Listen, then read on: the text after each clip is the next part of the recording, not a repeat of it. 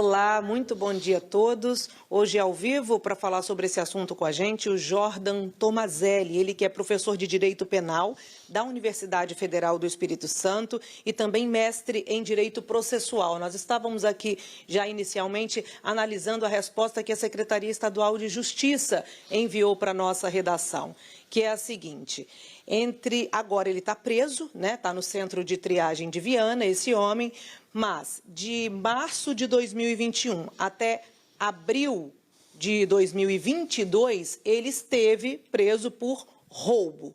E aí, neste ano, de maio de 2022 a junho de 2022, esse mesmo homem esteve preso novamente por roubo e estupro.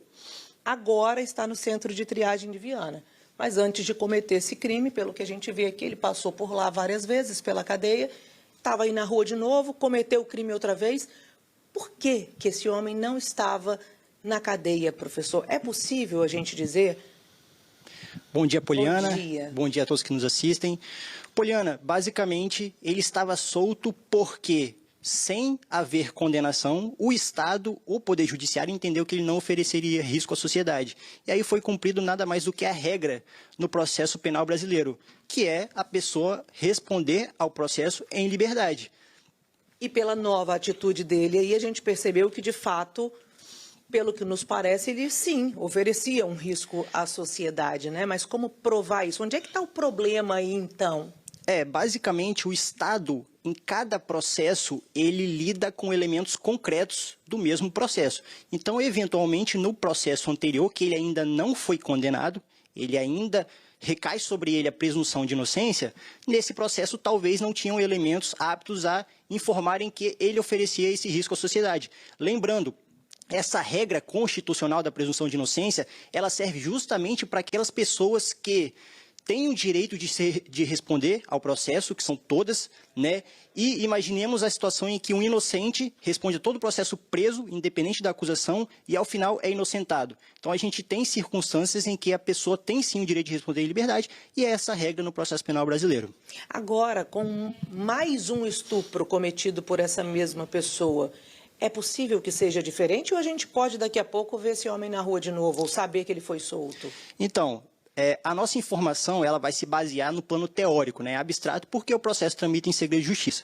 Mas a probabilidade é que a pessoa, passando pela audiência de custódia, acusada de mais uma vez ter cometido um crime hediondo, que é o crime de estupro, que é um crime repugnante, um crime mais grave, provavelmente aí sim o Poder Judiciário vai entender que essa pessoa oferece risco à sociedade, um risco de reiteração delitiva, um risco de ser solto, continuar praticando crimes, e aí é provável que essa pessoa responda ao processo presa, né, que é a prisão preventiva, e aí, se efetivamente essa pessoa for condenada ao final do devido processo legal, que ela tem direito de defesa, se ao final ela for condenada, ela pode ser condenada a pena de 6 a 10 anos de reclusão, inicialmente no regime fechado. Então, ela sairia da prisão preventiva e iniciaria o cumprimento de pena, aí sim, da pena definitiva. Com base no que diz a lei, então, precisou ele cometer mais uma vez um crime como esse, de estupro, para que fosse analisado mais precisamente se de fato ele merece ou não a liberdade? A lei, ela serve para todos e isso se aplicaria a toda e qualquer pessoa. A Lei de Crimes Hediondos, a 8.072, lá de 90, inicialmente previa a vedação de liberdade provisória aos acusados, respondiam ao processo presas. Só que os tribunais começaram a entender que isso violaria justamente a presunção de inocência, de você entender a pessoa como não culpada enquanto não houvesse uma sentença condenatória contra essa pessoa.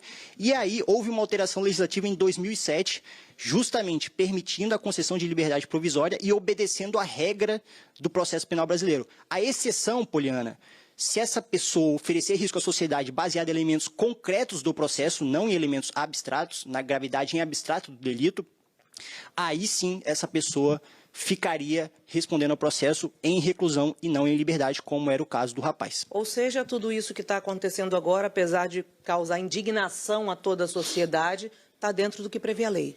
Justamente, a gente tem que entender, Poliana, que a garantia do processo penal, ela não serve para um único indivíduo. Essas garantias nós temos da Constituição de 88, justamente a partir, né, e voltando de um regime ditatorial. E essas constituições, muito aplaudidas por vários países da União Europeia, da América Latina, justamente vem garantir todo e qualquer cidadão e não somente um. E aí eu gostaria de fazer um adendo aqui sobre um mito que existe na nossa sociedade de que o Estado prende pouco.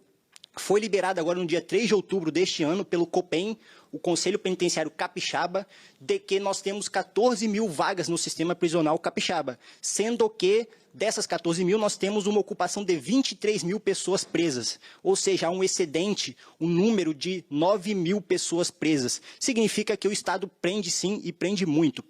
Jordan Tomazelli, professor de Direito Penal da UFES e mestre em Direito Processual, muito obrigada pela sua participação.